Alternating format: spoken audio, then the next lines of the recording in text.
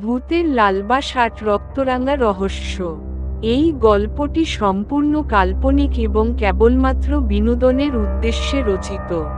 এই ঘটনায় রচিত কোন কিছু বাস্তব জীবনের সাথে মিল নেই। আমার সাথে থাকুন আর কমেন্ট করুন ভিডিও কেমন হয়েছে। চারদিকে ঝড়ের গর্জন, বিদ্যুতের চমক আর মেঘে ঢাকা অন্ধকারে ঘেরা পাহাড়ের কোলের সেই পুরনো রাজবাড়ি। রাত তখন প্রায় 2টা। রুমির ঘুম ভেঙে যায় হঠাৎ এক বিকট হাসির শব্দে।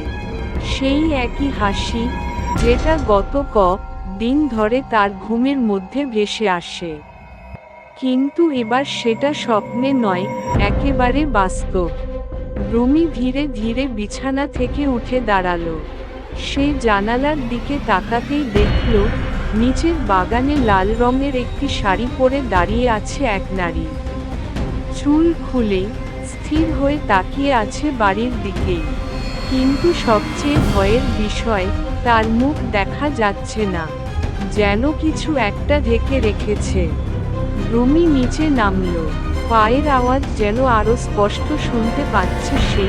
তারা যেন হেঁটে বেড়াচ্ছে সেই ফাঁকা রাজবাড়ির করিডোরে। তার হাতে টর্চ, কিন্তু আলোটা কেমন মৃদু হয়ে আসছে।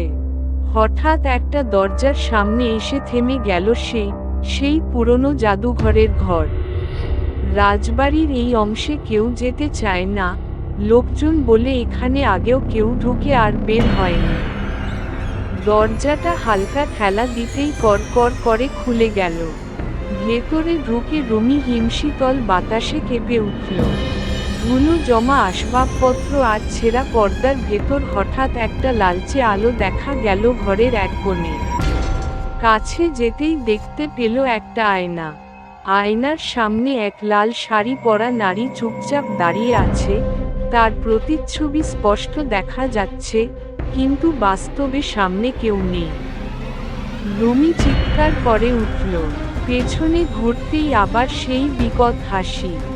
এবার সে চোখে দেখল তাকে, লাল শাড়ি পরা সেই নারী, যার মুখে নেই কোনো চামড়া, শুধু রক্তমাখা হাড়। চোখ দুটো গলিত, কেবল এক ফাঁকা দৃষ্টি। তুই তো আমার বাসটা পচিয়ে দিয়েছিস, এবার তুই আমার সঙ্গী হবি, কাপা কণ্ঠে বলল আত্মাটা। রুমি পেছনে হঠাৎ ধাক্কা খেল আর সোজা পড়ে গেল আয়নার মধ্যে।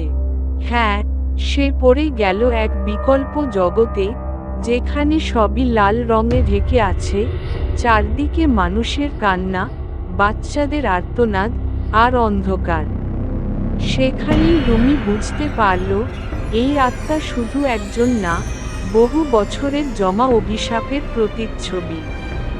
তাকে দেখা গেল আগের যুগের রানী, যাকে রাজপরিবারের প্রতিহিংসায় হত্যা করা হয়েছিল আগুনে পুড়িয়ে।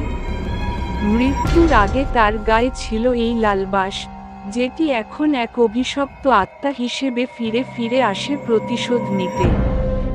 এদিকে বাস্তব জগতে রুমির বন্ধুরা খোঁজ করতে এসে দেখে, আয়নার সামনে কেবল পড়ে আছে রুমির স্কার্ফ আর তার টর্চ। আর আয়নার মাঝে ঠায় তাকিয়ে আছে লাল শাড়ি পরা সেই ভূত, এবার তার মুখে এক বিজয়ী হাসি।